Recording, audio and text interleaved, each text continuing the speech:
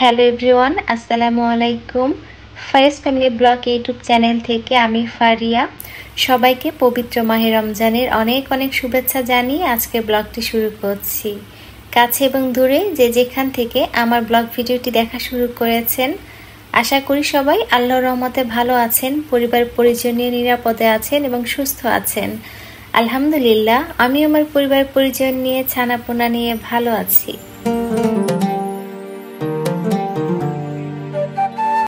দেখতে দেখতে পবিত্র মাহে রমজানের রহমতের 10 দিন শেষ হয়ে গিয়েছে। আবার এই যে মাগফিরাতের কিন্তু অনেকগুলো দিন চলে গিয়েছে। আসলে পবিত্র মাসটা কিন্তু খুব দ্রুতই চলে যায়। আর আমরা আপুদের বাসাতে আছি, তো আজকের ভিডিও শুরু এবং শেষ কিন্তু পুরোটা আপুদের বাসা থেকে থাকবে ইনশাল্লাহ। হয়তো খুব তাড়াতাড়ি মানে আমার পরবর্তী ভিডিও আমার সংসার থেকেই আসবে।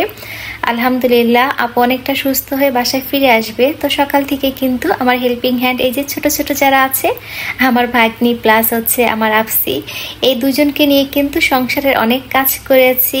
বিশেষ করে পরিষ্কার পরিচ্ছন্নর কাজগুলো করেছি। অনেক ধুলো ময়লা জমেছিল, সেগুলো পরিষ্কার করেছি এই দুজনকে নিয়েই। তো ছানাপোনাদের গোসল করিয়ে দিয়েছি, ওরা বসে বসে একটু মোবাইল দেখছিল। আর এই তো মা কিন্তু আজকে ইফতারির জন্য চিকেন খিচুড়ি রান্না করেছে। সাথে আজকে ভাজা পোড়ার পরিমাণটা বেশি করে করব। আমাদের ইচ্ছা আছে আজকে কিছু গরিবদের মাঝে ইফতারি দিব, তো তার জন্য খিচুড়ির পরিমাণটা বেশি করে রান্না করা হয়েছে। তো এখানে ছিল মায়ের হাতে চিকেন দিয়ে ভুনা খিচুড়ি, আর সাথে ছিল সেহরির জন্য আয়ের মাছ ভুনা। তো একটু ঝোল করেছে, আয়ের মাছটা খেতে অনেক বেশি মজার হয়েছিল। তো এই মুহূর্তে আমার ভিডিওটি যারা দেখা শুরু করেছেন, প্লিজ একটা লাইক দিবেন যদি আমার ভিডিওর কোনো অংশ একটু হলেও ভালো লাগে। আর যারা প্রথম আজকে আমার ভিডিও দেখছেন, আমার চ্যানেলে নতুন, চাইলে কিন্তু আমার এই চ্যানেলটা সাবস্ক্রাইব করে পাশে থাকতে পারেন।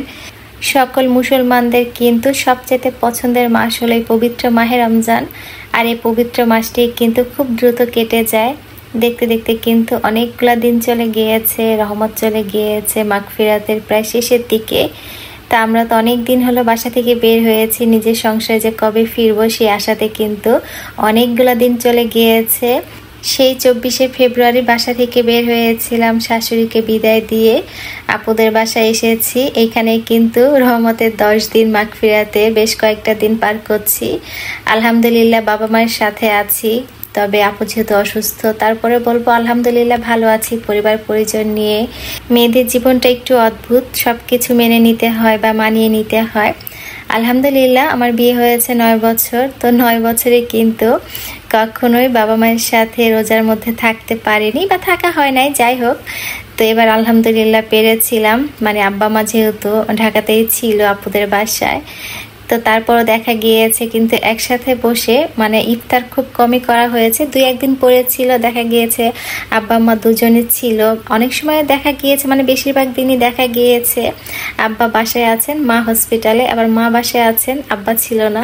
তো এইভাবে কিন্তু আমাদের দিনটা কেটেছে। তারপরে বলবো আলহামদুলিল্লাহ এই বছর বাবা মাকে সাথে পেয়েছিলাম, আমার ছোট ভাইও ছিল। তো সবকিছু মিলিয়ে রোজাটা খুব ভালো যাচ্ছে। রহমতের 10 দিন চলে গিয়েছে, মাগফিরাতেরও চলে যাচ্ছে। তো নানা টেনশন অস্থিরতার মধ্যে দিন যাচ্ছে বা গিয়েছে। আজকে তো আলহামদুলিল্লাহ সবাই একসাথে আছি, একসাথে বসে ইফতার করব। আর এই তো আমি এখানে পেঁয়াজও ভেজে নিচ্ছিলাম, যেহেতু আজকে নিচে মানে কিছু গরিবদের ইফতারি দেওয়া হবে, তার জন্য একটু তাড়াতাড়ি করেই পেঁয়াজটা ভেজে নিচ্ছিলাম, বেগুনিটা ভেজে নিচ্ছিলাম। সব কিছু একটু রেডি করতে হবে, রেডি করে আবার মানে আমার দোলাভাই নিচে নিয়ে যাবে ইফতারিগুলো দেওয়ার জন্য। তো আমি মাকে বলছিলাম যে তুমি খিচুড়িটা রেডি করো, বাটিতে দাও, ওয়ান টাইম বাটিতে বেড়ে দাও, আমি এখানে হচ্ছে পেঁয়াজ আর হচ্ছে বেগুনিটা ভেজে দিচ্ছি।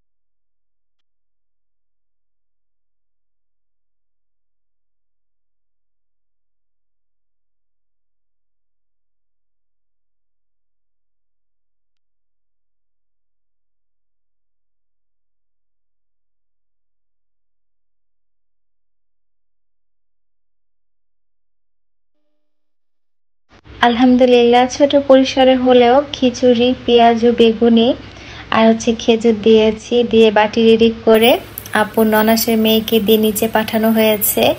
তো আমার দোলা ভাই আবার বাটির সাথে মানে খিচুড়ির বাটির সাথে একটা করে মোজো দিবে, দিয়ে কয়েকজন গরিবদের মাঝে বিতরণ করবে।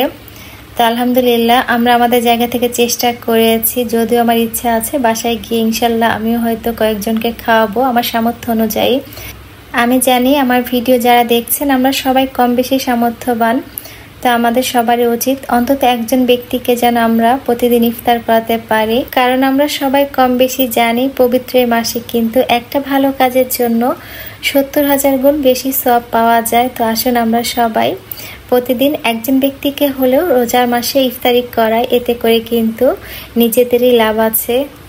আর এই তো আমাদের আজকের ইফতারের আয়োজন, খিচুড়ি, বেগুনি, পেঁয়াজ, খেজুর, সালাদ ছিল, ছোলা ভুনা ছিল, ইসবগুলি ভুসির শরবত ছিল। ছানাপোনাদেরকে সাথে নিয়ে কিন্তু নিচে বসে পড়েছি।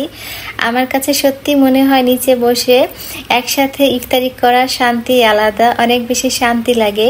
ইফতারের আগ মুহূর্তের সময়টা আমার কাছে অনেক বেশি দামি। আমি আমার বাচ্চাদেরকে বলি যে আসো বাবা আমরা মোনাজাত ধরি, মোনাজাতে তোমরা যা চাবা আল্লাহ তোমাদেরকে তাই দিবে।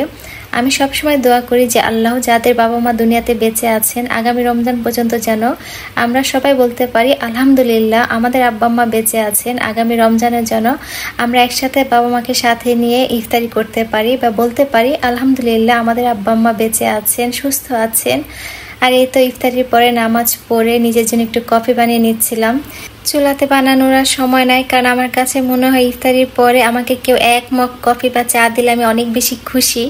তা আমি এখানে ওভেনে পানিটা গরম করে তো কফি বানিয়ে নিচ্ছিলাম নিজের জন্য, কারণ সবাই চা খাবে, আমি একদম কড়া করে 1 কাপ কফি খাবো। আপুর বাসা থেকে আজকে রোজার দিনে সকাল থেকে সন্ধ্যা পর্যন্ত কি কি কাজকর্ম করেছি, আমাদের ইফতারি আয়োজন কি ছিল, সবকিছু নিয়ে ছোট্ট একটা ব্লগ ভিডিও সাজিয়েছি। আশা করছি আপনাদের ভালো লেগেছে। ইনশাল্লাহ পরবর্তী ভিডিও আমার ছোট্ট নিজ থেকে আপনাদের সাথে শেয়ার করব। সেই পর্যন্ত সবাই পরিবার পরিজন নিয়ে ভালো থাকবেন, সুস্থ থাকবেন এবং নিরাপদে থাকবেন। সবাইকে আবারও পবিত্র মাহে রমজানের অনেক অনেক শুভেচ্ছা জানিয়ে আজকের মতো বিদায় নিচ্ছি। আল্লাহ হাফেজ, আসসালামু আলাইকুম।